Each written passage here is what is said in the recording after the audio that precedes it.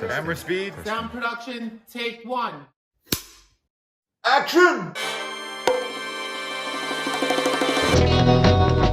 Welcome to From Beneath the Hollywood Sign. If you love old movies, Hollywood history, or the golden age of filmmaking, you've come to the right place. This is the podcast that talks about amazing stories of Tinseltown from another era. Hear fascinating conversations with writer-producer Steve Cubine, who quite literally lives just beneath the Hollywood sign, and actress-writer Nan McNamara. Now your hosts, Steve and Nan. Steve? Yes? Happy anniversary! It is our anniversary! We have been together for 50 episodes. Wow. That is amazing. I know, if you had told me back in October of last year that we would be sitting here recording a 50th episode, I would have believed you. Well, we do want to take an opportunity to give two shout-outs. One is to JG and Kat on the Box of Oddities podcast. They have really championed this, as well as the Shallow End podcast with JG and this guy behind me who's engineering us, Lindsay Schnebley. We love you guys, and thank you for all the support, seriously. And to all the listeners out there who have supported us, who have tuned in, who have shared the news, who have really been our cheerleaders, thank you so much. We couldn't have gotten here without you. And keep tuned in for information about our 100th anniversary and what something special we might be doing. We got some plans. Welcome to another fun show from Beneath the Hollywood Sign. I'm so excited to talk about this actress. Yes. You know, we're continuing our theme from last week where we are celebrating an August birthday, and it's with an icon of film and TV who's still with us. Yes. And that is the beautiful and talented Vera Miles. Yes. Now, I have such fond memories of watching Vera Miles as a kid, especially in those great Disney movies she did. Yes. She was just the perfect mom, and she was just this beautiful, graceful, elegant woman, and I just loved her. And I saw her on Mannix and Columbo and all the great TV serials. Yeah, she really was. From the beginning of her career in the 50s, which we'll get to, she really never stopped doing television, in addition to film. Yeah, I kind of love that about her. She really embraced and understood the power of television early on. Yes. And through every decade of her life, as much as she did films, she also gave back to TV. Right. We're the beneficiaries of it because there's so many great programs she was in. Yes. Well, she was born August 23rd, 1929 in Boise City, Oklahoma. And sorry to interrupt, but she was born, her name was actually Vera Ralston. Right. Which was the name of another actress at Republic Pictures. Yes. And so she had to change her name. She had to change her name when she hit Hollywood. But anyway, I digress. I love that. Her parents separated, though, when she was a year old. Her mother moved Vera and her sister and two brothers to Pratt, Kansas. Money was tight, and to help the family, Vera began working at age 11. Child labor laws, anybody? I know.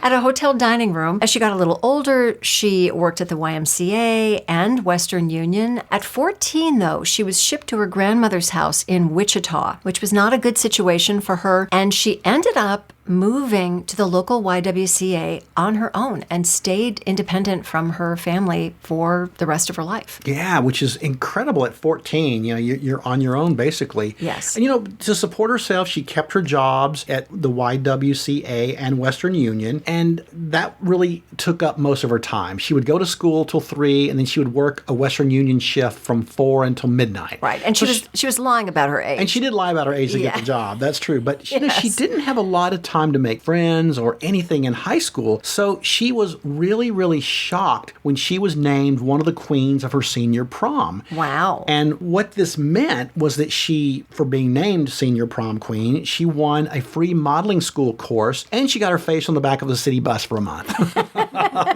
So how about that? So that's kind of the kickoff to the rest of her career. Really changed everything because she was all prepared to be a school teacher. That was her goal and her life ambition. But at the modeling school, she really thrived, and she really was good at it, and people saw her potential, so much so that when the modeling school instructor retired, Vera was offered the job and took over. Wow. So she takes over at the modeling school, and then she's approached by the Miss Kansas organization, meaning Miss America. For the Miss America pageant. Right. And they're trying to round up contestants for the Miss Wichita pageant, right? Yeah. They couldn't find enough women, so she decided to enter it herself. Yeah, it was kind of a fluke. Like, she almost did it because Yeah. she couldn't get enough girls to participate. She goes, oh, I'll go do it. I'll go do it. And she won. Isn't that always the case? That is the case. It's the one who doesn't really care Right. that wins. So as Miss Wichita, she's obligated then to go and compete in the Miss Kansas pageant. And guess what? She won. She wins Miss Kansas. 1948. And of course, that leads her to the Miss America pageant of 1948. And it's very funny because I've read an article about her time at the Miss America pageant. Right. And she says that she truly had no talent. Well, clearly, I mean, Yeah. she had talent She had as an actor, talent. but you can't do a scene But she couldn't. for Miss America. She couldn't sing. She couldn't dance. Right, She, no piano, she didn't no violin. have any musical skills. So she truly had no talent, and she was very open and blunt about that. Right. But still, she ended up third runner-up to Miss America. Wow, that's which is amazing. incredible. So while she was at Miss America, there were, imagine this, there were talent scouts there that Right, year. right. And no less than 3 studios offered her screen test. She got offers from RKO, Paramount, and Warner Brothers. She turned them all down because she was actually making more money back in Kansas with her modeling school job and her Western Union job than they were going to pay her at the studios. That's fascinating. Because she didn't have a real interest in it. Right, Which is right. funny.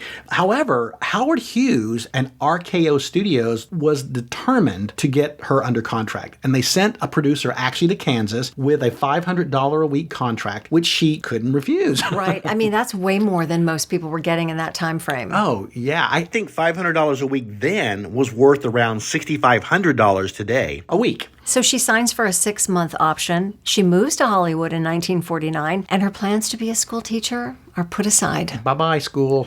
Yeah. So after a few months under contract, she's studying with famed acting teacher Florence Enright. How smart is that Yeah. she is going to get some training? And she meets a rather handsome stuntman and bit actor named Bob Miles. Hence, if you ever wondered where Vera Miles got her name, it was really from her first husband. Her first husband, that's right. So they have a quick courtship, they're married, and they would eventually have 2 daughters together, Deborah and Kelly. And you know, an interesting side note was, and I find this fascinating, there's a 2016 film called Rules Don't Apply, which was directed by Warren Beatty and starred Lily Collins, Phil Collins' daughter. Yes. And it's actually based on the relationship of Bob Miles, Vera Miles, and Howard Hughes.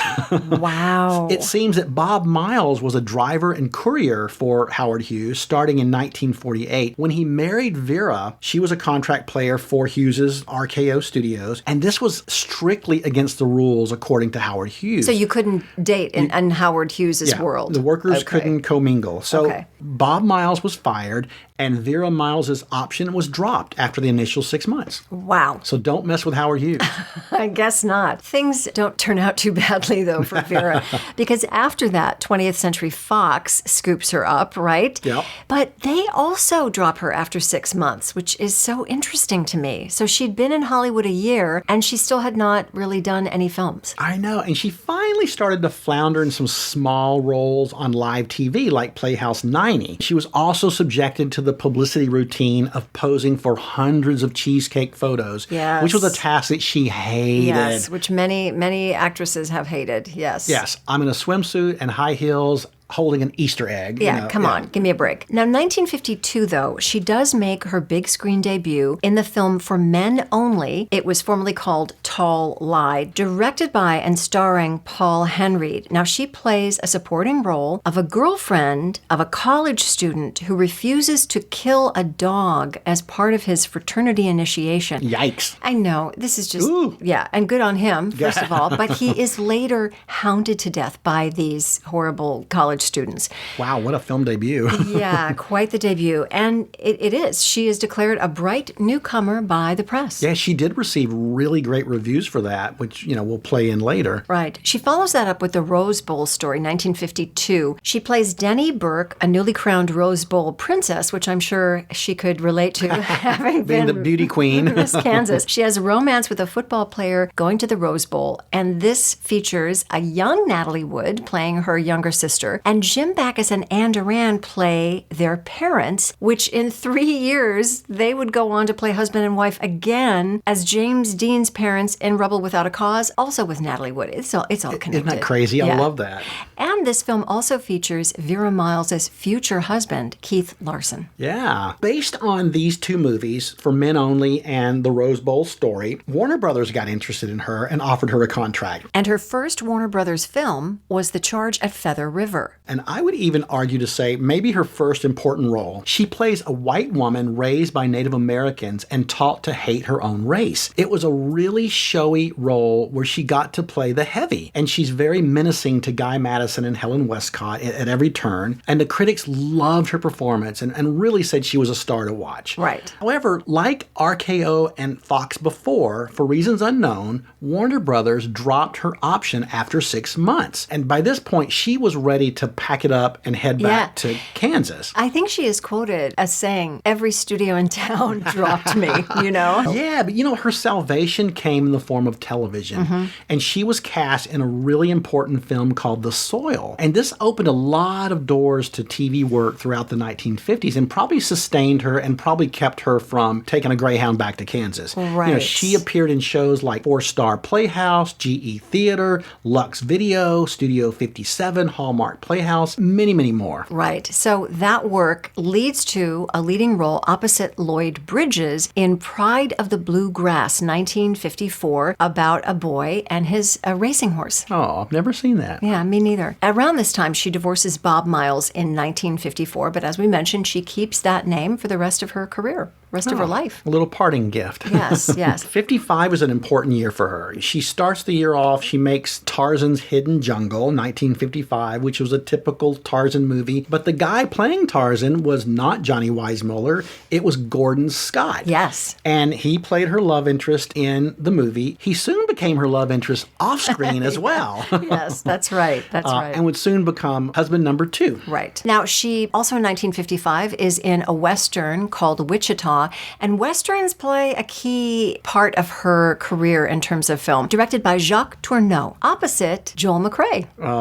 I love Joel McCrea, and they would be so good together. They would be good together. And it's a perfect film for somebody from Wichita, right? Yeah, she's a Wichita gal. Why not make a movie called Wichita? That's perfect. Yeah. This next part of her career is pretty key. It's still 1955. She appears in a television episode of Alfred Hitchcock Presents, and it's an episode called Revenge. Now, this begins her long-term relationship with Alfred Hitchcock as collaborators. This first episode, this is such a fascinating story. She plays a woman who has been attacked by a man. Her husband, clearly, is upset by this. She thinks she sees the man that did it, and she points him out, and she says, "That's him. That's him." And husband, in an act of revenge, kills the guy, right? Uh-oh.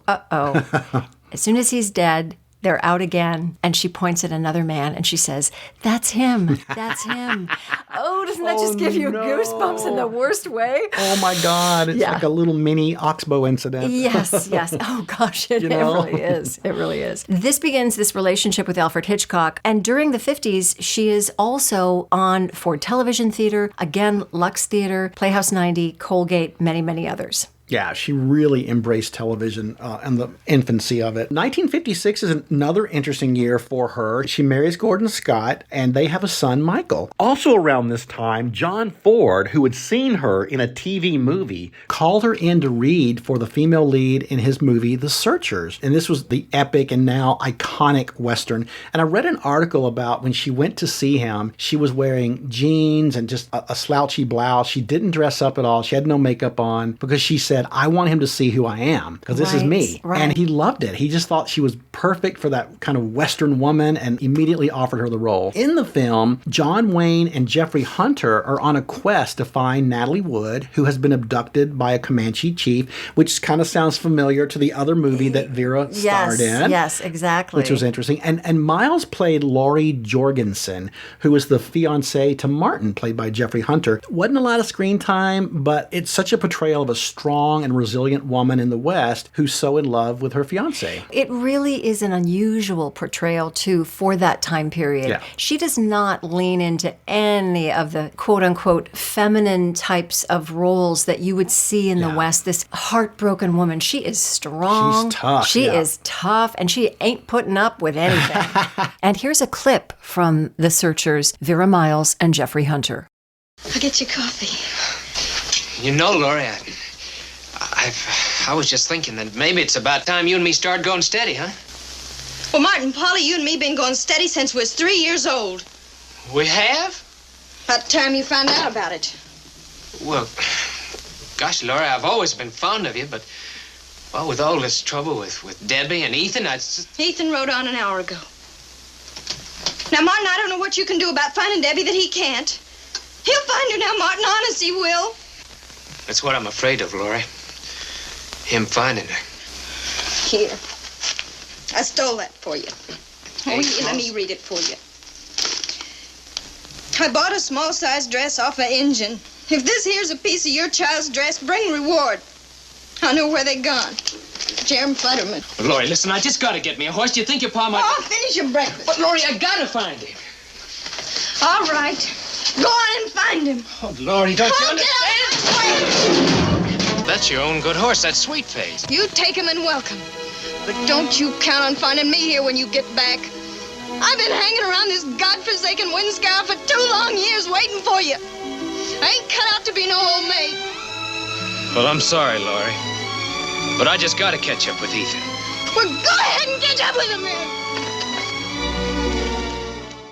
She's really, really good in this movie. She's so good. She's so good. So, same year, she does her feature film with Hitchcock. As I mentioned, she was on television with him, with his series. And she's in the film The Wrong Man, a film noir, playing the emotionally fragile wife of Henry Fonda, who is arrested after being mistaken for an armed robber. I'm going to go on a limb, and I'm going to say this is maybe her finest performance of her career. It is so subtly electrifying and so remarkable in her fragility and how she creates this woman who's mentally decaying right in front of your very eyes. It's just spectacular. You have to see this movie if you haven't. Because of this, Hitchcock put Vera Miles under personal contract, and he's thinking he's going to create the new Grace Kelly in her. Vera Miles is quoted as saying that Hitchcock wanted to make me into a superstar after Grace Kelly, but I just wasn't interested. Doesn't it sound familiar to her career when they came to her and said, hey, come and be a Hollywood? She didn't want to be Miss Kansas either. No, she didn't. She's so not interested.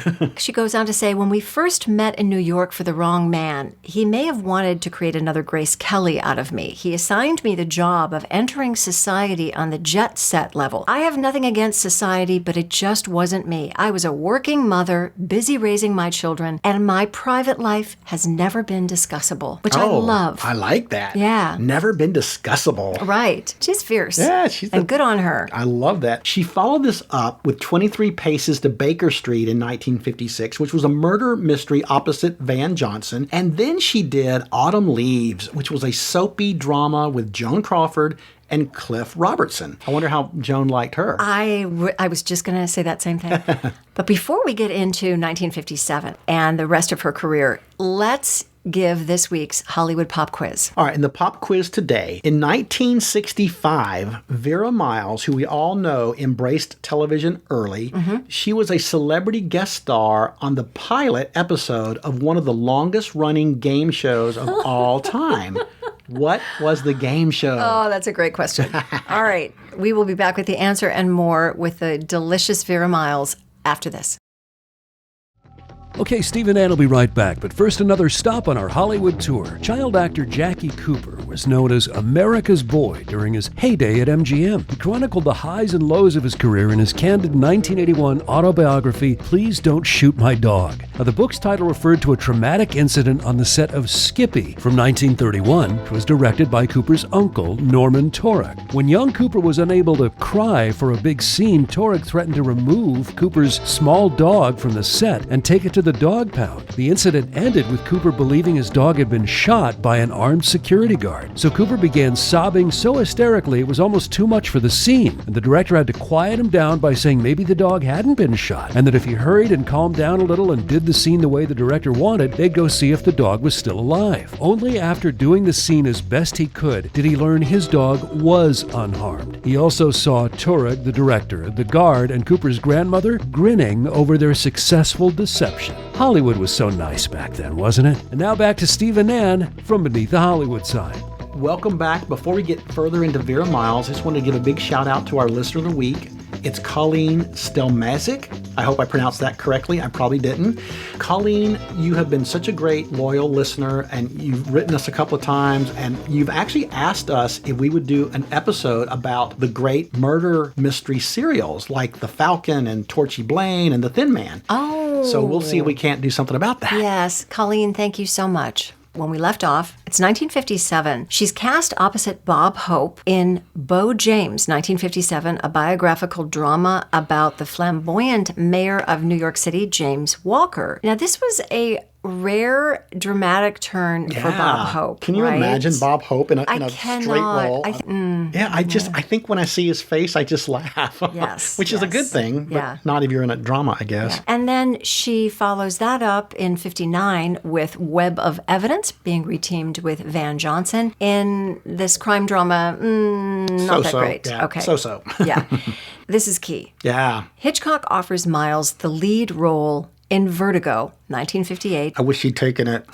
Opposite Jimmy Stewart. She accepts the role, but when the production is pushed due to Hitchcock's illness, Vera Miles becomes pregnant and can't do the role when it goes back into production. So the role goes to Kim Novak. Legend has it that this created a rift between Hitchcock and Miles, although from most of the research I could find, Vera Miles really doesn't have anything bad to say about Hitchcock. Yeah, and she then later appeared again on his TV show, so the riff must have been short if there was a riff at all. And she even goes so far as to refute some of the details in Donald Spoto's book about Hitchcock, which came out after Hitchcock passed away. There were apparently many alleged indiscretions with Hitchcock's starlets, and I'm sure some of them were legitimately true. But Miles had a different experience with Hitchcock. She describes herself as, quote, a very straightforward woman. Anybody who knows me knows I would never put up with that sort of thing. There was always a great deal of respect between Hitchcock and me. Spoto says Hitchcock rehearsed me for hours a day on The Wrong Man, which is nonsense. He expected people to be good and never rehearsed them at all. When you signed a contract with Hitchcock, it stipulated the number of hours a day you would work. And as for playing the casting couch to get the role, I'd have told him to go to hell.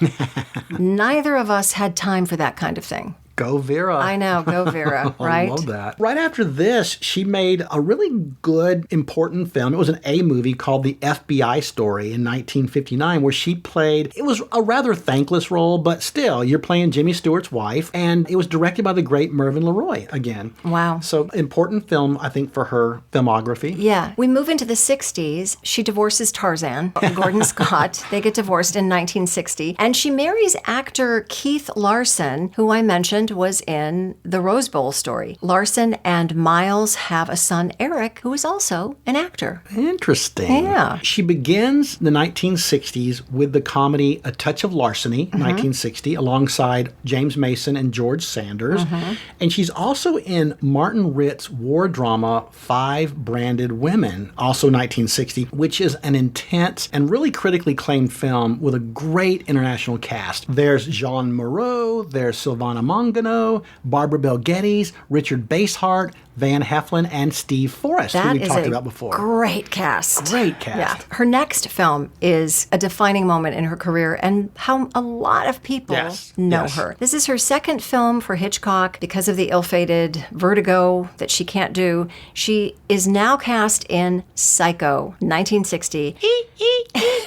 It's a small role of Lila Crane, the sister to Marion Crane, played by Janet Leigh, who comes to the Bates Motel searching for her. And it's probably what she's best known for. Obviously, Norman Bates is played by Anthony Perkins. Just a quick side note on this film. The first time I saw this film, I was in college. It was in a film and theater TV class taught by Ron Perrier, who we've talked about on this podcast before.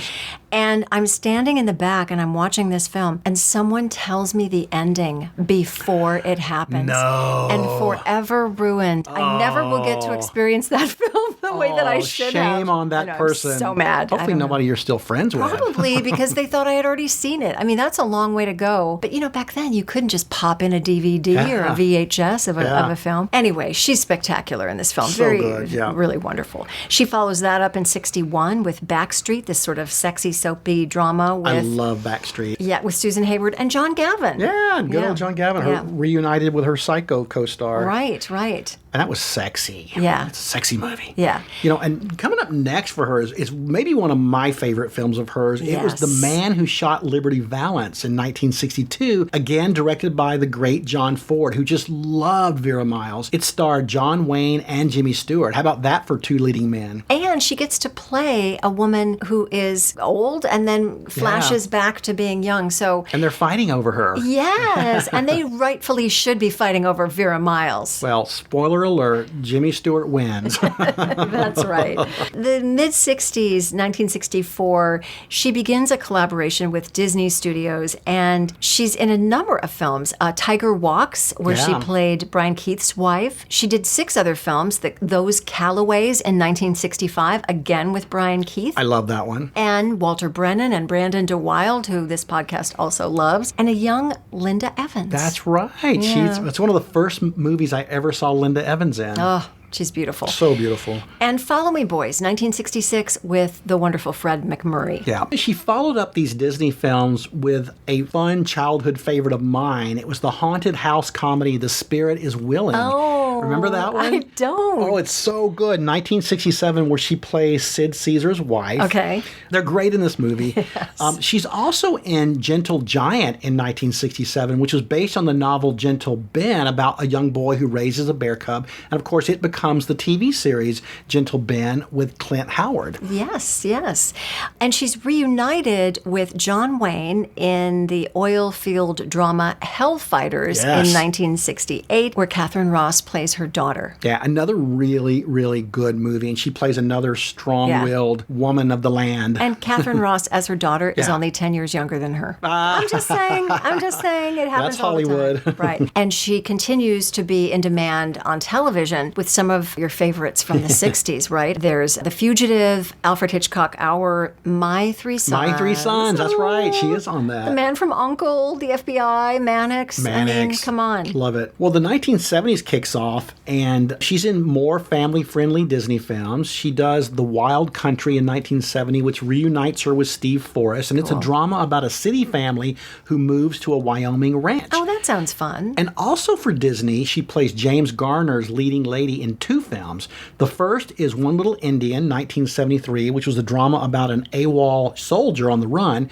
And the second one is The Castaway Cowboy, a family drama. Now, the 70s also marks a change in her romantic status.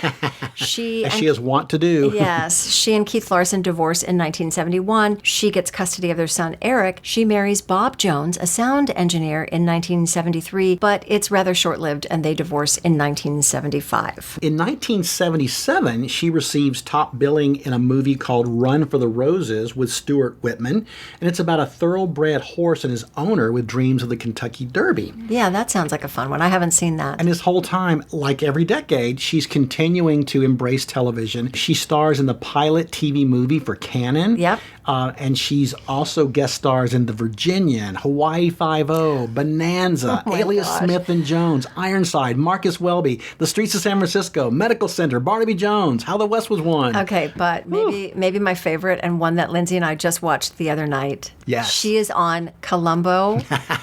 I believe it's season 4 of Columbo. You can find it on Tubi. I think that's where we watched it. It's an episode called Lovely But Lethal. She plays a cosmetics queen who commits murder. There is a wonderful scene between her and the fabulous Martin Sheen, who is looking his yummy best. And it's delightful. And there's so many wonderful... Our dear friend, God rest his soul, Bruce Kirby is in that episode. Aw. It's just so fun to go back to those because you see all these people that we now know. Vincent Price. He's in it as well. How cool is that? I have to go see that. Yeah. Also around this time, actually 1976, she made a movie that I personally like. Okay. Because anybody who knows me, if there's a horrible disaster type movie, I'm in. And this one was called Smash Up on Interstate 5. It was deliciously bad. Oh. And it was about literally this car pileup on the 5 freeway. It starred Robert Conrad and Buddy Ebsen and Sue Lyon and Donna Mills, Terry Moore, and he even had a small part for Tommy Lee Jones in one of his early movies. Wow. I think they just needed a new name. The name alone says, Smash Up on Interstate 5. Well, the 1980s roll around and somebody gets this bright idea to do Psycho 2. Really? Oh, not a good idea. No. And Anthony Perkins and Vera Miles both reprised their roles. Doing press interviews for this film, Vera Miles described herself as a workaholic, which maybe explains why she took the role Yes. after she read the script. She also said in an interview that she never really got to know Anthony Perkins the first time around, and this time they actually did get to spend time together and she really enjoyed it. But when she was being interviewed for this film, she was doing the circuit of interviews and she had a secret to her being fit because she is one amazing woman. Very svelte woman. Yes. 1 meal a day, lunch. Wow. I know. Vera. I know. Well, when you see her in Columbo, you're going to just see how that's working for her, and it's working well. Wow. Well, in 1984, she made a movie that, again, I love this movie. It's so bad. It's so good. bad, it's good. It's called The Initiation. It's a horror film. Yes. It also stars Clu Gulager. I love him. Yes, absolutely. Well, I love this movie. I mean, it has everything. It has sorority girls, a deserted department store, hazing rituals, a pre-Melrose Place Daphne Zuniga as twins. Oh, no. And murder. Who could ask for anything more? I'm completely sated just hearing that description. I know. And in this movie, Vera, at the very end, spoiler alert, ends up becoming the hero. Oh. That's all I'll say. Well, she's a strong woman. And in wonderful fashion, she continues this 80s television run with things like Magnum P.I., Little House on the Prairie, Trapper John M.D., of course, The Love Boat. You know how much I love The Love Boat. And multiple episodes of Murder, She Wrote. Thank you, Angela Lansbury, for giving your friends work as they were aging. Murder, She Wrote was almost like God's waiting room. It kind of was. I mean, it's where all the old stars went to wrap up their careers. And it's so fun to watch wonderful. those now. And, I know you love Love Boat because it's sort of your happy place, right? It is my happy place. Yes.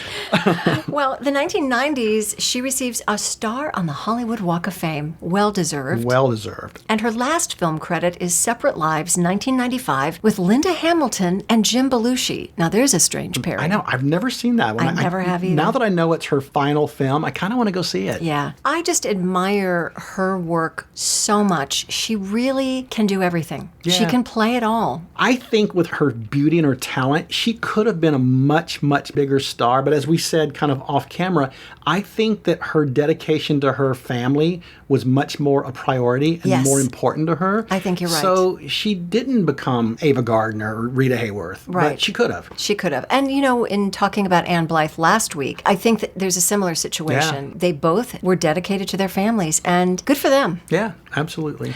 So Miss Vera Miles turns 95 on August 23rd. Wow, and what a legacy of film and TV she's left behind. She really has. Happy birthday, Vera Miles. Happy birthday. Well, let's get the answer to this week's Hollywood Pop Quiz. Of course, and the question was, in 1965, Vera Miles was a celebrity guest star on the pilot for one of the longest-running game shows of all time. What was the game show?